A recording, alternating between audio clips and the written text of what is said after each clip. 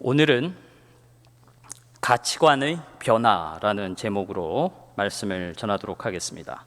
우리가 하나님을 알되 제대로 알고 하나님을 아는 지식을 넘어서 경험적으로 알고 인격적으로 알게 될 때에 우리에게 나타나는 놀라운 변화들이 많이 있는데, 그 중에 하나인 가치관의 변화, 이 부분에 대해서 살펴보도록 하겠습니다. 우리가 하나님을 온전히 신뢰하고 바라보고 믿게 될 때에 삶을 바라보는 가치관이 변화되는 놀라움이 우리에게 나타납니다.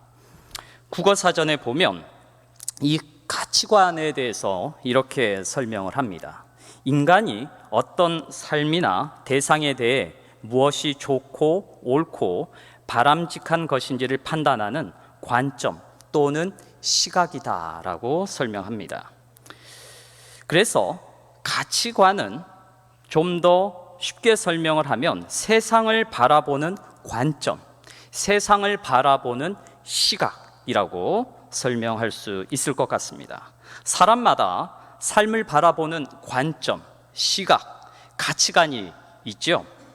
이 가치관은 한 사람이 자라온 환경과 문화, 교육, 세계관, 신념이 복합적으로 어우러지면서 만들어지게 됩니다. 그런데 이 가치관은 한 사람이 삶을 바라보고 이해하고 판단하고 선택하는데 결정적인 역할을 하게 되죠. 가치관에 따라서 사람은 판단하고 선택을 내리게 되기 때문입니다. 우리 주변에 보면 똑같은 일을 겪는데 그것을 대하는 자세나 태도가 전혀 다르게 나타나는 경우들을 자주 보게 됩니다. 제가 예전에 필리핀에서 사역할 때에 화산재해가 발생을 했는데, 그때에 그 재해를 바라보고 이해하고 해석하고 대응하는 자세가 전혀 다르게 나타나는 것을 보게 되었습니다. 어떤 사람들은 당황해하고 우왕좌왕하고 어쩔 줄 몰라 하면서 이리 뛰었다 저리 뛰었다 하면서 굉장히 불안한 모습을 취하는 사람들이 있는가 하면, 어떤 사람들은 굉장히 그 시간에 차분하고 침착하게 그 상황을 보면서 대응해 나가는 것을 보게 되었습니다. 그것은 크게 보면 그 사람이 지니고 있는 그 어떠한 사건, 일을, 그 환경을 바라보는 관점, 시각이 다르기 때문에 그와 같이 나타나고 있는 것이죠. 어떤 그리스도인들은 예수 믿으면 복 많이 받고 잘 살 것이라고 생각을 하죠. 어떤 그리스도인들은 기도하면 어떤 기도도 응답 받는다고 생각을 합니다. 제가 예전에 있었던 한 교회 집사님은 안식일학교 간증하러 올라왔다가 자기의 기도는 어떤 기도도 응답받았다라는 간증을 했는데, 그때 많은 분들이 그 간증을 들으면서 오히려 시험에 빠지는 것을 보게 되었어요. 왜 하나님은 저분의 기도는 100% 다 응답해 주셨는데 자신의 듣는 청중의 입장에서 왜 나의 기도는 다 응답해 주지 않으실까? 오히려 시험에 드는 것을 보게 되었습니다. 그렇다면 정말 예수 잘 믿으면 이 땅에서 복 많이 받고 어떤 기도도 응답받는 것입니까? 예수 믿는 사람도 질병에 걸리고 예수 믿는 사람도 사고를 당하고 재해를 겪는 것을 보게 됩니다. 예수 믿는 사람이 기도하지만 그 기도가 응답받지 못하는 것처럼 보일 때도 있는 것이 사실이죠. 그렇다면 그리스도인과 세상 사람의 차이는 무엇에서 나타나고 있습니까? 여러 가지가 있겠지만 결정적인 차이가 있는데, 그것은 세상을, 환경을, 사물을 바라보는 시각과 관점, 가치관이 다르다라는 것입니다. 그러므로 그리스도인들에게 있어서 세상을 어떤 관점으로 바라볼 것인가, 어떤 가치관으로 바라보고 해석할 것인가, 이것은 매우 중요한 문제라고 할 수 있을 것입니다. 이 땅을 살아가는 사람들 보면 나름대로의 가치관이 있습니다. 어떤 사람은요, 중요한 선택을 하고 결정을 할 때에 이 명예라는 관점에서 보는 경향이 있습니다. 어떤 사람은 권력이라는 관점에서 보게 되죠. 어떤 사람은 자녀 성공, 자녀 교육이라는 관점에서 모든 상황들을 보고 해석해 가려고 하는 경향이 있습니다. 어떤 사람은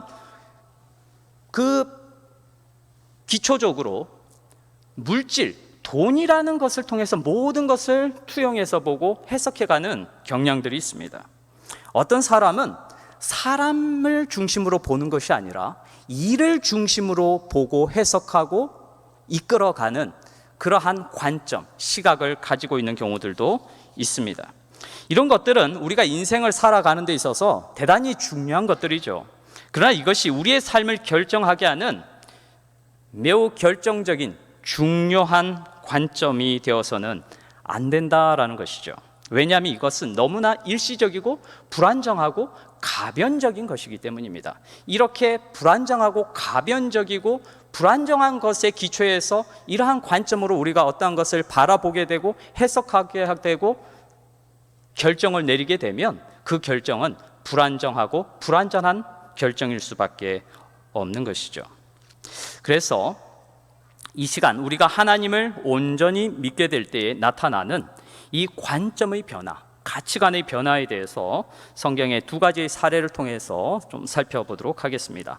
사도행전 3장 4절부터 6절까지 함께 읽겠습니다. 시작. 베드로가 요한과 더불어 주목하여 이르되 우리를 보라 하니 그가 그들에게서 무엇을 얻을까 하여 바라보거늘 베드로가 이르되 은과 금은 내게 없거니와 내게 있는 이것을 내게 주노니 나사렛 예수 그리스도의 이름으로 일어나 걸으라 하고. 오순절이 얼마 지나지 않은 때에 베드로와 요한이 기도하기 위해 성전으로 들어가고 있는 장면입니다. 그때 사람들이 메고 온 한 안진뱅이가 미문 앞에서 구걸하는 것을 보게 되죠. 이때에 베드로와 요한이 그 구걸하던 거지인 안진뱅이를 어떻게 보게 되냐면 주목하여 보게 됩니다. 여기에서 주목하여 보다라는 이 단어는 fasten eyes, 이 뚜려지게 보다라는 뜻을 가지고 있습니다. 이전 같으면 베드로와 요한이 이렇게 초라하고 보잘것없는 거지인 안진뱅이를 주목하여 보았을까? 여기에서 베드로와 요한은 이 안진뱅이를 의도적으로 보고 있어요. 그냥 지나가다가 우연히 보고 스쳐 지나가는 것이 아니라 의도적으로 머리를 돌려서 그 거지를 뚫어지게 보면서 그 거지에 처한 환경과 상황을 세밀하게 살피고 있다라는 것이 이 표현 속에 담겨져 있습니다. 그들이 이전에는 이와 같은 사람들을 그다지 주목해 보지 않았습니다. 보더라도 애써 못 본 척하고 외면하고 지나갔죠. 왜냐하면 너무나 보잘것없고 힘없고 초라한 사람들이었기 때문입니다.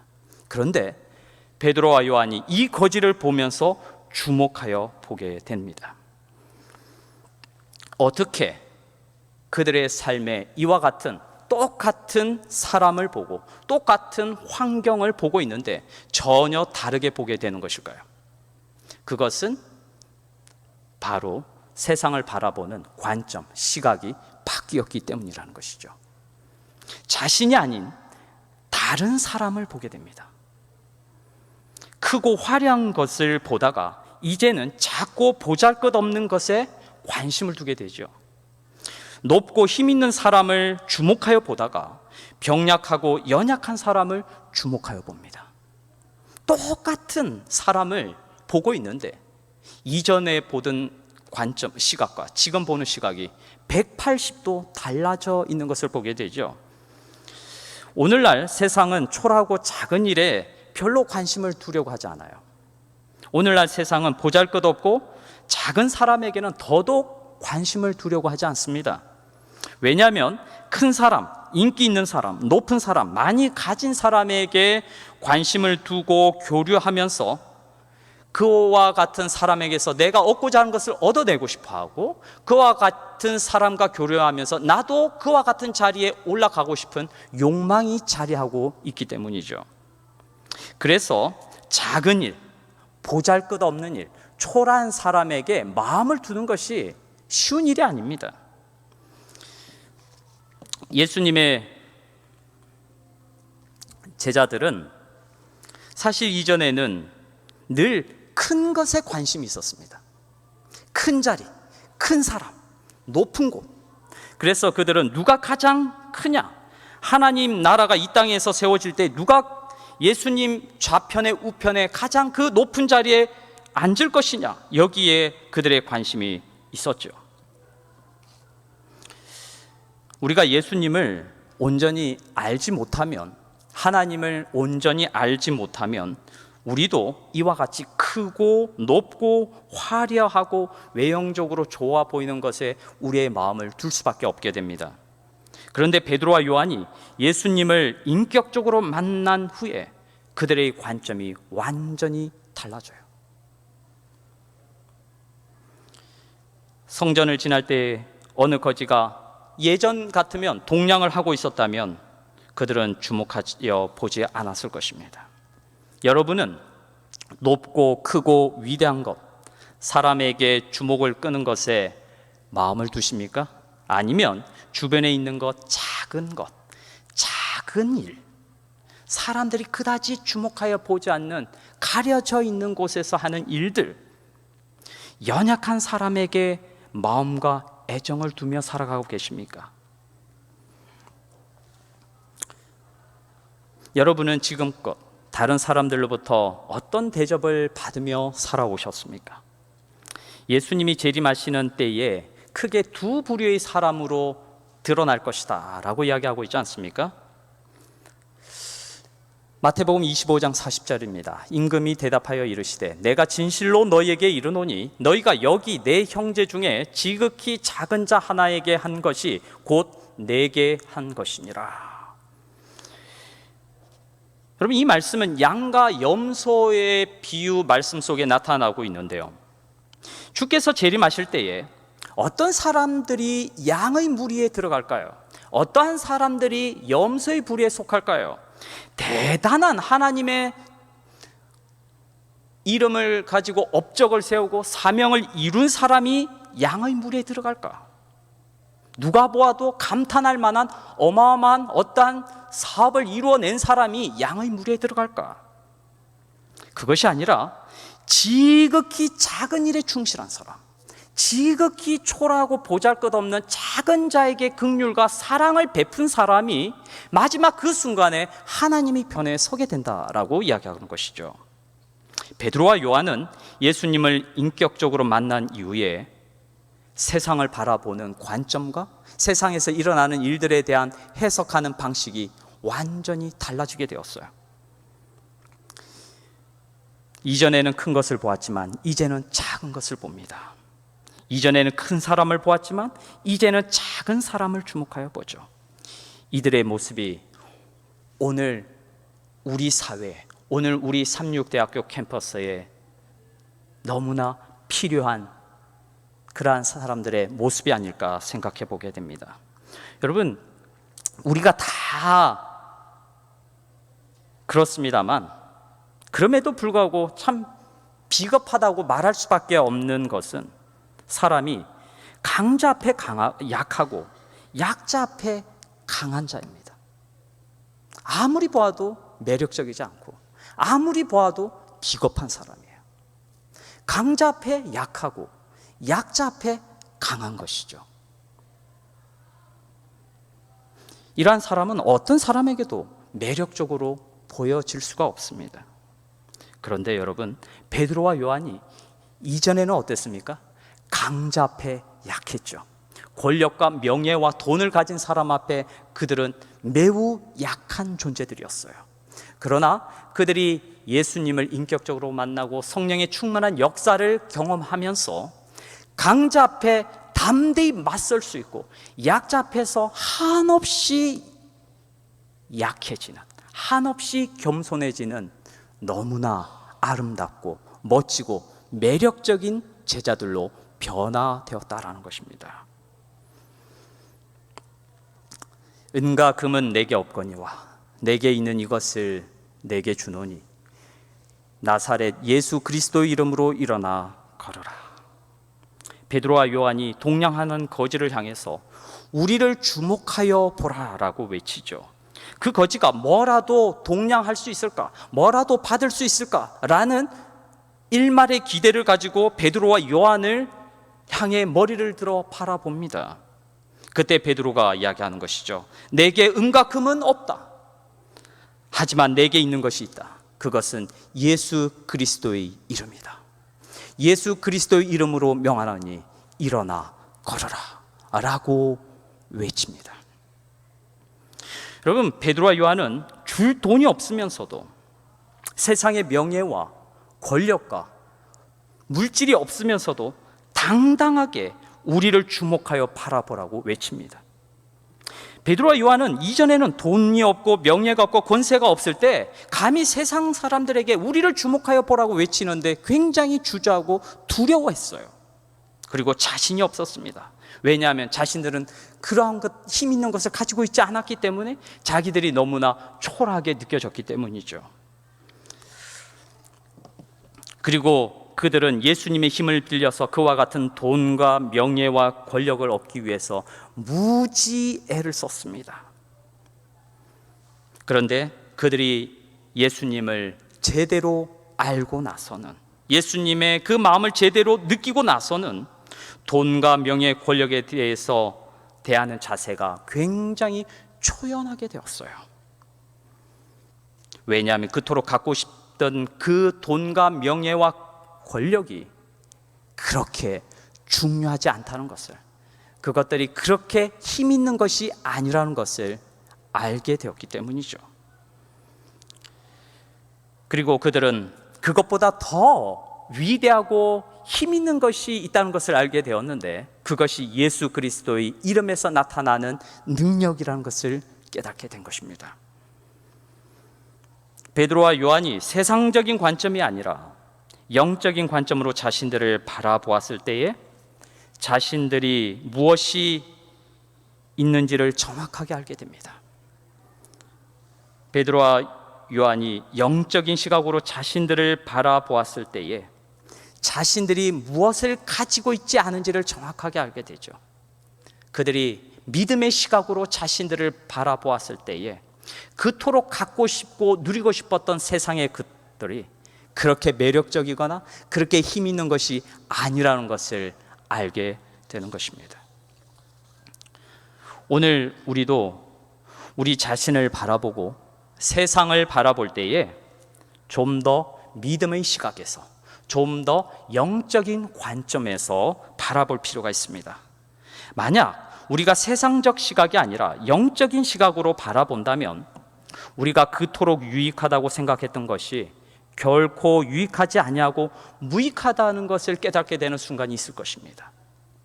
반면 우리가 그토록 무익하다고 생각했던 것들이 우리에게 얼마나 유익하고 소중한 것인지를 깨닫게 되는 순간이 있을 것입니다. 그러므로 우리가 무엇을 보느냐라는 것보다 무엇을 어떤 관점으로 보느냐가 정말 중요합니다. 베드로와 요한이 자신들을 바라볼 때 세상적으로는 보잘것없는 사람들이죠. 자신들에게는 은과 금이 없고, 그러나 그들이 자신들을 영적인 시각으로 바라보았을 때 그들이 완전히 달라져 있는 자신들의 모습을 보게 됩니다. 그것은 그들이 그 누구도 갖고 있지 않은 예수 그리스도의 이름, 그 예수 그리스도의 이름에서 나타나는 능력을 그들이 지니고 있음을 깨달았을 때에 그들은 담대히 세상으로 나아가 우리를 주목하여 보라고 외치게 되는 것이죠. 여러분, 우리가 예수님을 알되 온전히 알게 되고, 예수님을 알되 지식적으로 아는 것을 넘어서 경험적으로 알고 인격적으로 만나게 될 때에 베드로와 요한처럼 이토록 놀라운 매력적인 관점, 시각을 가지고 세상을 바라보게 된다는 사실을 기억하실 수 있으면 좋겠습니다. 또 한 사례를 보겠습니다. 창세기 45장 4절로 5절입니다.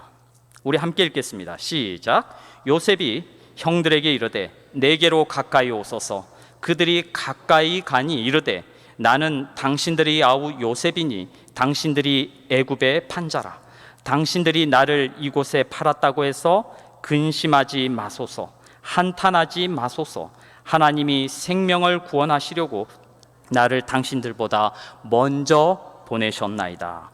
형들에 의해서 17살의 애굽의 노예로 팔려간 요셉이 죽을 고생을 하다가 30살의 국무총리가 되어서 9년간 총리직을 수행하다가 가나안의 흉년이 들어서 쌀을 사러 애굽으로 들어온 형들을 기적적인 방법으로 만나게 됩니다.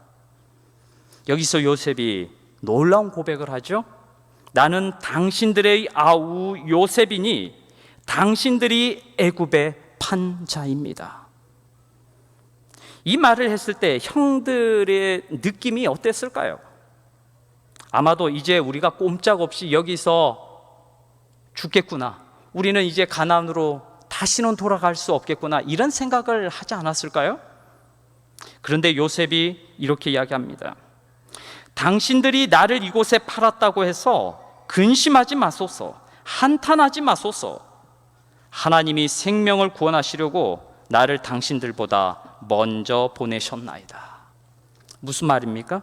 형님들이 나를 판 게 아니고 하나님께서 우리 가족을 구원하시려고 저를 먼저 가나안 땅에서 불러내어 애굽으로 내려 보내셨습니다 라고 이야기하고 있는 것이죠. 요셉이 큰 어려움과 그 청년의 때에 고통을 겪었지만 형들로부터 엄청난 배신감을 느끼고 깊은 상처를 입었지만 요셉은 그 사건을 바라보고 해석하는 부분이 우리와는 상당히 다름을 느낍니다. 일반적인 세상적 방식과는 다름을 느끼게 되죠. 오늘날 많은 사람들이 자신이 처한 환경을 부정적이고 비관적으로 생각을 합니다. 오늘날 많은 사람들이 자신을 있는 그대로 바라보지 못하고 자존감이 무너져 가면서 자기를 자꾸 깎아내리는 그러한 시각을 가지고 있습니다. 오늘날 우리 사회가 이 사회를 있는 그대로 보지 못하고 왜곡해서 보고 자꾸 비하하는 시각을 가지고 있습니다. 오늘날 많은 사람들이 과거의 잘못된 선택에 발목이 잡혀서 현재를 살아가고 있지만 과거 속에 매여져서 살아가며 고통을 받을 때가 있습니다. 이런 관점으로 인해서 많은 사람들이 힘들어하면서 살아가고 있는 것이 우리가 속해 있는 이 사회의 모습이죠. 그런데 우리가 하나님을 알게 되고 예수 그리스도를 인격적으로 만나게 되면 우리의 시각이 영적인 믿음의 관점으로 바뀌게 되면서 이 모든 일들과 그 동안에는 원망과 비난의 대상이었던 그 사람도 전혀 다르게 나에게 다가올 수 있게 된다는 것입니다. 우리의 과거가 어떠하든지, 과거에 받은 상처와 시련이 어떠하든지 영적인 관점에서 바라보면 그 의미가 전혀 다르게 다가올 수 있다는 것을 요셉이 형들을 바라보면서 그 형들이 나를 판 것이 아니고 하나님께서 우리 가족을 사랑하시고 지키고 우리 민족을 이끌어내시기 위해서 저를 대표해서 애굽 땅으로 먼저 보내셨습니다라는 이와 같은 놀라운 해석으로 갈 수 있게 된다는 것이죠. 요셉은 그와 같은 관점을 가지고 그와 같은 시각을 가지고 애굽으로 내려가서 정착을 했을 것입니다. 요셉은 팔려간 보디발의 집에 가서 하나님께서 나를 보내셨기에 내가 이곳에서 충실히 행하겠다, 그러한 결심으로 살았을 것이에요. 그러면서 인내하며 성실하게 일을 합니다. 그랬더니 하나님께서 그의 주인 보디발의 집에 복을 베푸시죠. 이후 그가 가는 곳마다 하나님께서 복을 베푸시는 것을 보고 요셉이 생각하게 됩니다. 형들이 나를 팔아서 여기에 왔는데 내가 가는 곳마다 하나님께서 복을 베푸시는 것을 볼 때에 여기에는 하나님의 특별한 뜻과 섭리가 작용하고 있구나 라는 믿음의 관점으로 자꾸 옮겨가게 된다는 것입니다. 요셉이 물론 애굽으로 팔려가면서 그 순간부터 그와 같은 생각을 했을 것이라고 보기는 쉽지 않습니다. 어쩌면 그는 팔려가는 순간, 고향이 점점 멀어져 가는 순간 이런 생각이 들었을지도 모릅니다. 내 인생에 왜 이런 일이 닥쳤을까? 하필 그와 같은 일이 왜 나에게 닥쳤을까? 내 인생은 왜 이렇게 고난의 연속일까? 그러나 그는 그와 같은 생각에서 오래 머물러 있지 않은 것이 그가 놀라운 매력적인 믿음의 시각을 갖게 된 이유이기도 합니다. 그는 어린 시절에 하나님을 사랑하고 경외하도록 가르침을 받았다. 때때로 그는 아버지의 장막에서 야곱이 그의 집으로부터 도망해 나와서 방황하던 때에 그가 본 계시에 대한 이야기를 들었다. 그는 여호와께서 야곱에게 약속하신 언약과 그 언약이 어떻게 성취되었는지에 대해 들었다. 곧 필요할 때에 어떻게 하나님의 천사가 그를 교훈하고 안위하고 보호하셨는지에 대하여 들었다. 그리고 그는 사람들을 위하여 구주를 준비하신 하나님의 사랑을 배웠다. 이제 이 모든 귀한 교훈이 그의 앞에 생생하게 떠올랐다. 요셉이 이와 같은 놀라운 믿음의 관점, 시각을 가지게 된 것은 갑작스럽게 생긴 것은 아니죠. 그가 어릴 때부터 아버지의 무릎 아래 앉아서 하나님의 음성을, 하나님의 이야기를 듣고 들으면서 하나님께서 어떻게 그의 아버지를 지키시고 보호하시고 가나안으로 인도하셨는지를 들으면서 아버지 하나님에 대해서 점점 알아갑니다. 그리고 그 아버지 하나님이 나의 하나님이 되어 주시기를 그가 바라게 되죠. 마침내 그가 아버지를 떠나서 홀로 서게 되었을 때 듣고 들었던 그 아버지의 하나님이 이제 더 이상 아버지가 그를 지켜줄 수 없는 환경으로 그가 떠나갈 때에 하나님께서 야곱의 하나님으로 머물러 계시지 아니하시고 요셉의 하나님으로 나타나게 되시고 그의 삶을 이끌어 가시게 되면서 요셉은 그 하나님의 관점에서 자기의 삶을 해석하게 된다는 것입니다. 요셉은 나귀를 타고 애굽으로 향하면서 점점 멀어져 가는 고향을 보면서 아버지에게서 들었던 하나님을 떠올리죠.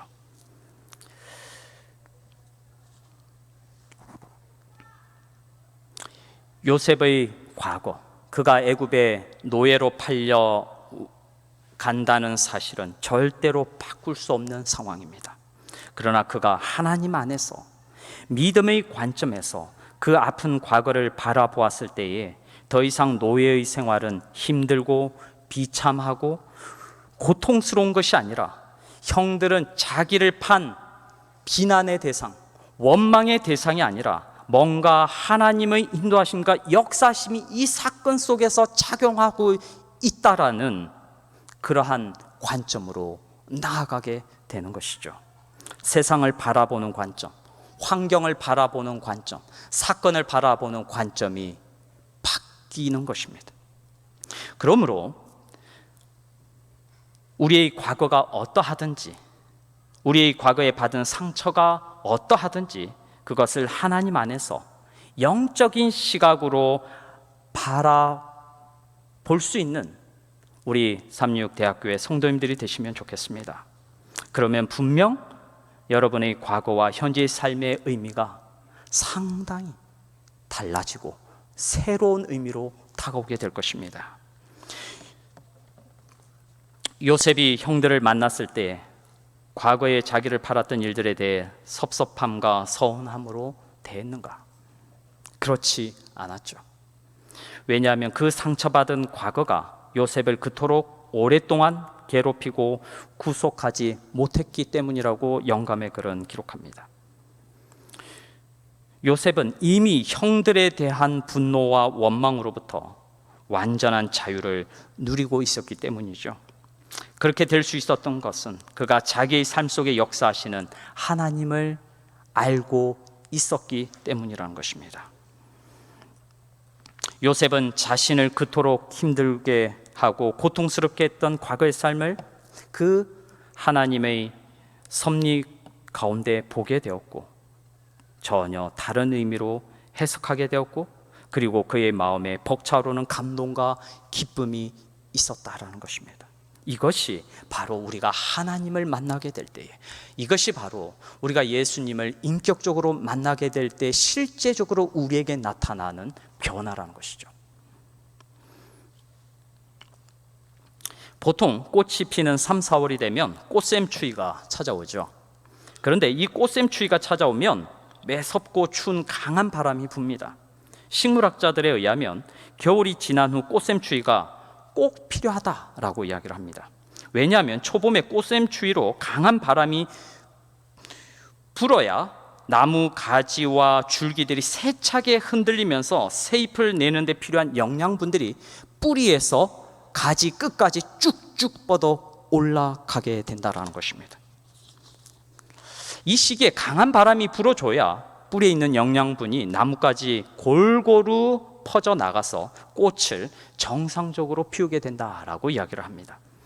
또한 초봄에 나뭇가지가 많이 흔들려야 어린 나무들이 땅속 깊이 뿌리를 내리게 되면서 많은 비바람이 칠 때에 나무가 쓰러지지 않게 된다라고 이야기를 합니다. 그래서 초봄에 부는 꽃샘추위의 바람은 나무들에게 꼭 필요하다라는 것이죠.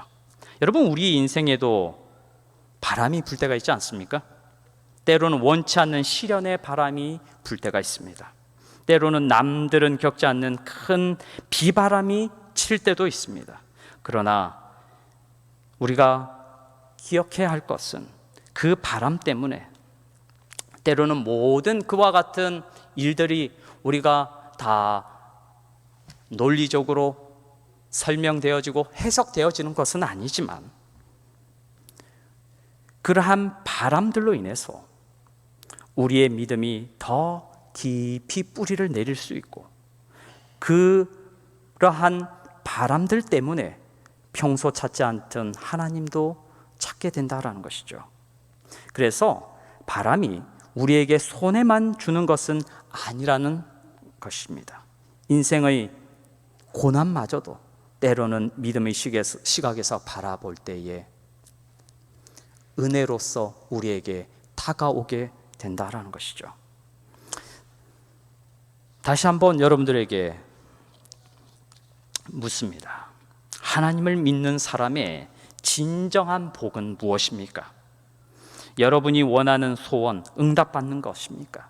물론 그것도 우리에게 이르러 오는 복입니다. 그러나 하나님을 믿는 사람에게 이르러 오는 가장 놀라운 복은, 참된 복은 세상을 바라보는 시각, 가치관이 변화되는 것입니다. 취업생들을 두고 하는 강연을 영상으로 본 적이 있습니다. 한 강사가 나와서 이런 말을 했어요. 한국 사회와 미국 사회의 두드러진 차이점이 무엇인지 아십니까? 미국은 진로 선택의 폭이 넓다는 것이고 한국은 좁다는 것입니다. 그 이유는 미국 사람들은 각자의 개성만큼이나 다양한 직업을 선택하지만 한국 사람들은 대부분 다른 사람들이 만들어 놓은 성공이라는 틀 속에서 직업을 선택하기 때문입니다 라고 이야기를 했습니다. 여러분, 사람들이 만들어 놓은 성공의 관점, 시각이 존재합니다. 그러나 모든 사람이 그 시각에, 그 틀 속에 맞춰서 살아갈 수는 없는 법이죠. 모든 사람이 대기업에 취직할 수 없고 모든 사람이 높은 연봉의 회사에 취업할 수 없습니다. 모든 사람이 교수가 될 수가 없고 판사가 될 수가 없고 의사가 될 수가 없습니다. 그러나 하나님을 제대로 믿게 되면, 예수님을 인격적으로 만나게 되면 길거리에서 청소를 하더라도, 들에서 땅을 파더라도 충분히 만족하고 행복한 삶을 살 수 있게 된다라는 것이죠. 제가 아는 한 집사님이 있습니다. 이 집사님은 청소 대행 업체를 운영하고 있습니다. 한 번은 이분이 저에게 이런 말씀을 해주셨어요. 목사님, 저는 제가 가진 직장이 그리스도인들에게 너무나 좋은 직장이라고 생각합니다. 제가 가는 곳은 어디나 깨끗하고 정리정돈이 됩니다. 제 뒤로 오는 사람들에게 기쁨을 주지요. 이보다 더 좋은 직장은 없다고 생각합니다. 실제로 이분은 만나는 사람마다 자기의 직업에 대해서 설명을 하고 당신도 이와 같은 직장을 가져보지 않겠냐고 홍보합니다. 그래서 이분이 다니는 교회는 실제로 이 청소 일을 하시는 분들이 여러 가정이 되고 있고, 저도 한 가정을 소개해서 이 가정도 청소하는 일을 하고 있습니다. 성도 여러분, 세상에는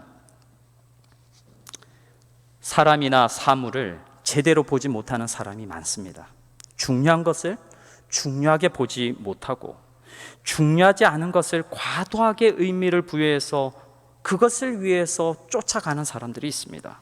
그런데 우리가 하나님을 믿게 되면 우리의 시각이 바뀌게 되어서 중요한 것을 중요하게 보게 되고 중요하지 않은 것을 중요하지 않은 것으로 보게 되는 복이 이르러 옵니다.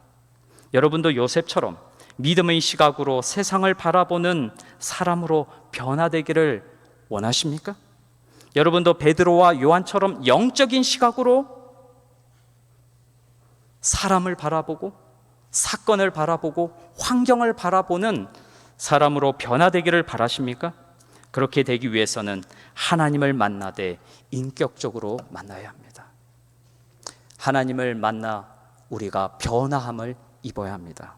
사람이 정말 변하지 않는다고 이야기합니다. 그런데 이 두 가지가 발생하면 사람은 변한답니다. 하나는 감당치 못하는 충격을 받을 때 사람은 변한답니다. 인생은 무엇일까? 내가 왜 이렇게 살아왔지? 내가 지금 무엇을 위해서 살아가고 있지? 인생에 대해서 깊이 고민을 하면서 사람이 생각이 깊어지면서 변한답니다. 또 하나는 감당치 못하는 감동과 은혜를 받으면 사람이 변한답니다. 그렇다면 여러분은 전자를 선택해서 변화되기를 바라십니까? 후자를 선택해서 변화되기를 바라십니까? 우리 대학교의 모든 성도님들은 감당치 못하는 감동과 은혜를 받아서 우리의 시각이 하나님께서 바라시는 아름답고 고상한 시각으로 변화되어서 하나님께서 나를 정말 사랑하시고 내 삶에 개입하셔서 비록 지금은 내가 이해하지 못하는 이러한 일들이 일어나고 있지만 하나님은 분명히 가장 아름답고 형통한 길로 하늘의 영생길로 나를 인도해 가신다라는 관점으로 변화함을 입게 될 것입니다. 우리 모두 말씀을 통해서 기도 생활을 통해서 감당치 못하는 은혜를 누리시고 우리의 시각이 아름다운 영적인 시각으로 변화되어 가는 모두가 되기를 바라면서 말씀을 줄입니다.